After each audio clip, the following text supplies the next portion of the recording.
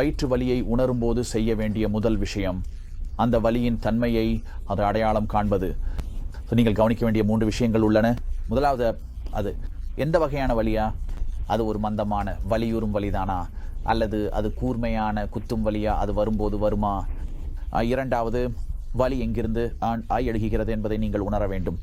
அது வயிற்றின் மேல் பகுதியிலா, கீழ்ப்பகுதியிலா, வயிற்றின் வலது பக்கத்திலா அல்லது இடது பக்கத்திலா? ஏனெனில் வயிற்றில் பல்வேறு உறுப்புகள் உள்ளன. அதனால் எந்த உறுப்பும் வயிற்று வலியை ஏற்படுத்த முடியும். அதனாலே நீங்களுடைய வலியின் இடத்தை அடையாளம் காண்பீர்கள் என்றால் வலியின் மூலத்தை அடையாளம் காண முடியும். அது உங்களுக்கு மருத்துவ உதவி தேவைப்படுகிறதா என்பதை பற்றிய தகவலை வழங்கும். மூன்றாவது, வலி ஏதேனும் பிற அறிகுறிகளுடன் தொடர்புடையதா என்பதை நீங்கள் அறிய வேண்டும்.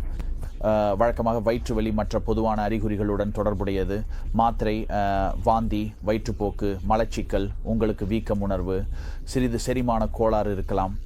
அதனால் இந்த அறிகுறிகளில் ஏதேனும் அதனுடன் தொடர்புடையதாக இருந்தால் அதை கணக்கில் கொள்ள வேண்டும். முன்னதாக கூறியபடிமா பெரும்பாலான வயிற்று வலிகள் தானாகவே குறையும் மற்றும் அவை அறுவை சிகிச்சை இல்லாமல் சிகிச்சை பெறுகின்றன. ஆனால் வயிற்று வலியின் மிக முக்கியமான அம்சம் என்னவென்றால் நீங்கள் எப்போது மருத்துவ உதவியை நாட வேண்டும் என்பதை உணர்வது. உங்கள் வலியை பார்ப்பது அவசியம் என்று உணர்கிறீர்கள். அதனால் நாங்கள் அதை சரியாக சிகிச்சை அளிக்க முடியும்.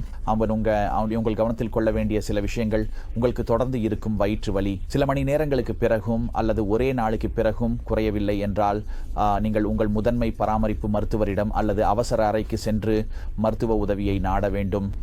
இரண்டாவது, அறிகுறிகள் தொடர்ந்து இருக்கும் அதிகமான காய்ச்சலுடன் தொடர்புடையதாக இருந்தால் அதையும் உடனடியாக கவனிக்க வேண்டும். மூன்றாவது, உங்கள் வலியின் தன்மையில் மாற்றம் ஏற்பட்டதாக நீங்கள் உணர்ந்தால், அதாவது வலி மந்தமாக தொடங்கி பின்னர் கூர்மையான வலியுடன் கூடிய வலியாக மாறினால், அல்லது வலி ஒரு பகுதியிலிருந்து தொடங்கி மற்றொரு பகுதிக்கு பரவினால், அல்லது வலியின் தீவிரம் அதிகரித்தால் நீங்கள் உடனடியாக மருத்துவ உதவியை நாட வேண்டும்.